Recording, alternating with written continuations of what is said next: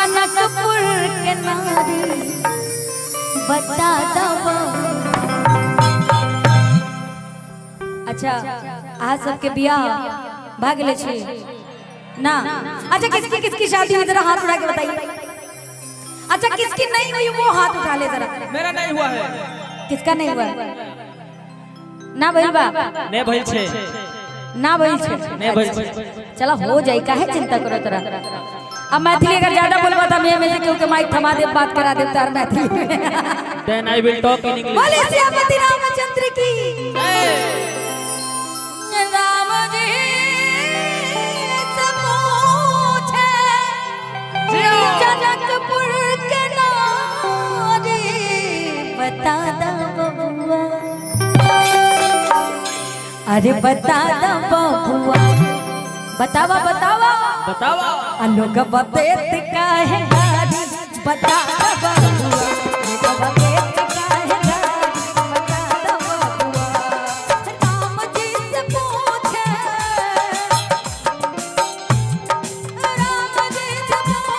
जनकपुर के नारी बता दो बबुआ।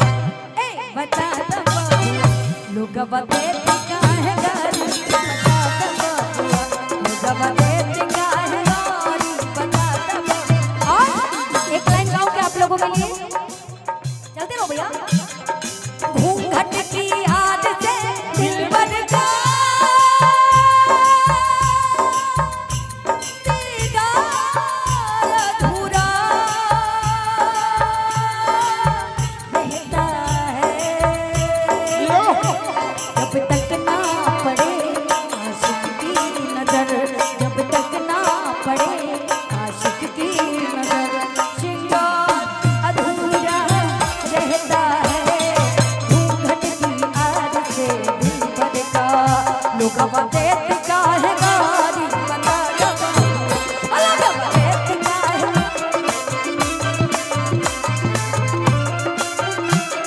और बताए क्या पूछती हैं बताओ।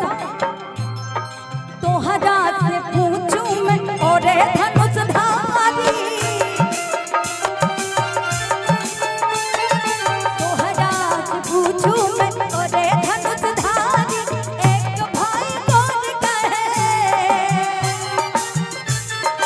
एक भाई कौन कहे। एक भाई कौन कहे सबको है कारी बता दो। और एक भाई कौन कहे आह पाहुन दूसर को है कारी।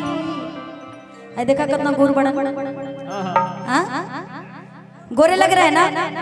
नहीं निमन बड़ा सुंदर मेहरारू मिली आ ज्यादा मुस्कैबा तो फिर करिया मिली तो फिर हमरा के मत कहिया कि ज्योति माई खा के गई रही। और एक भाई कौन कहे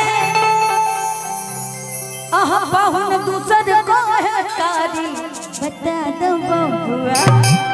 अरे बता दो बबुआ लोग बतेत को है गारी बता दो बबुआ। लोग बतेत काहे गारी बता दो बबुआ। आहा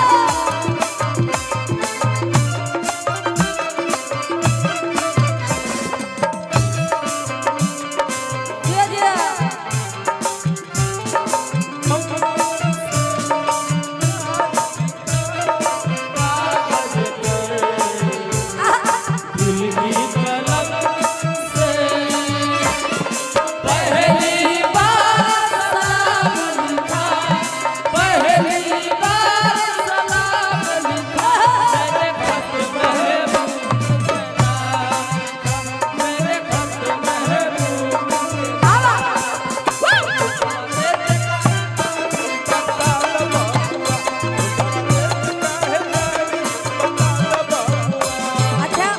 शादी में सबसे ज्यादा ठाट किसके होते? जो अगुआ होता है जो शादी करवाता है। राम जी की जिन्होंने शादी करवाई थी उनको देख करके मिथिलानियां मालूम है क्या कहती हैं? पूछो क्या? अरे पूछो जोर से पूछो। हाँ ये बात ई बूढ़ा बाबा के पागल पागल दाढ़ी। ई बूढ़ा बाबा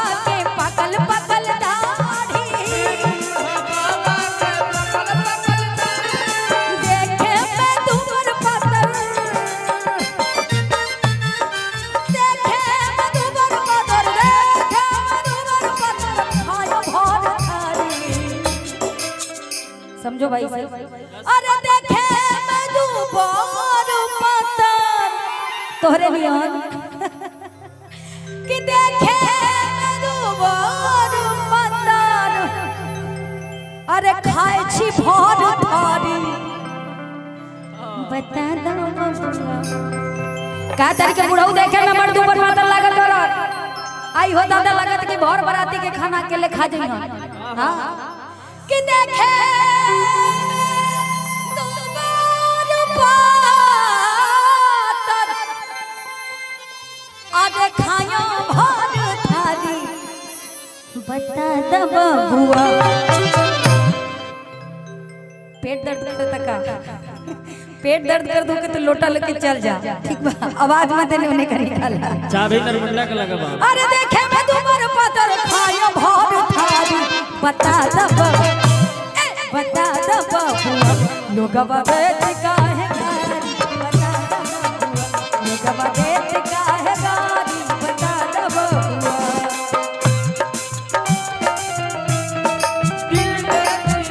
दे दा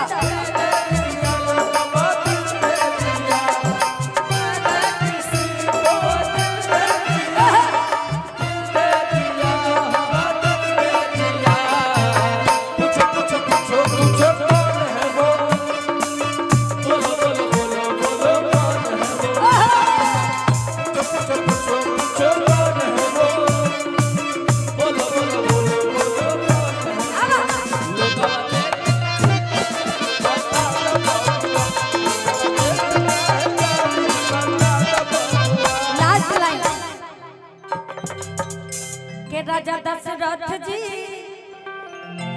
कैले होशियारी। अच्छा पहले के जमाने में राजा महाराजा ना जाने कितनी शादियां कर लेते थे। सही बात। आज के जमाने में जिसकी शादी नहीं हुई है ना, अगर उसकी वाली भी जान जाए कि हमारे होने वाले हमारी सखी से बतियाए हैं तो पता चलेगा तुरंत नंबर ब्लॉक हो जाएगा। सही बात। हो गया। आगे बैठोगे, आगे बैठ के प्रोग्राम देखोगे, उधर कटरीना कैफ का तो क्या होगा, ब्लॉक ना किए जाओगे। ये बात महेश भैया के पाले पर।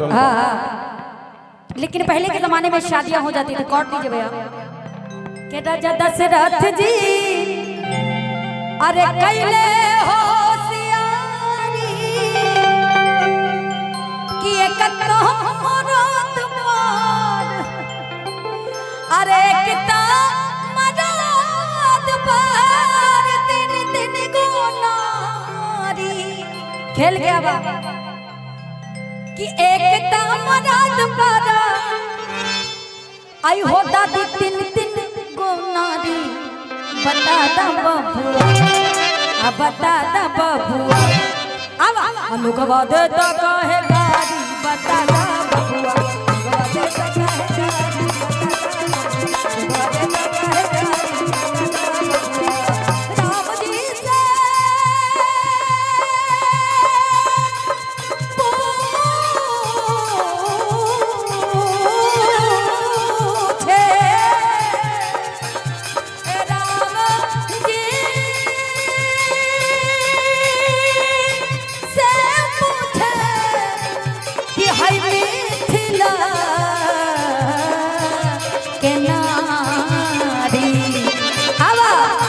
लोगवा देता काहे गारी। बता दा बबुआ।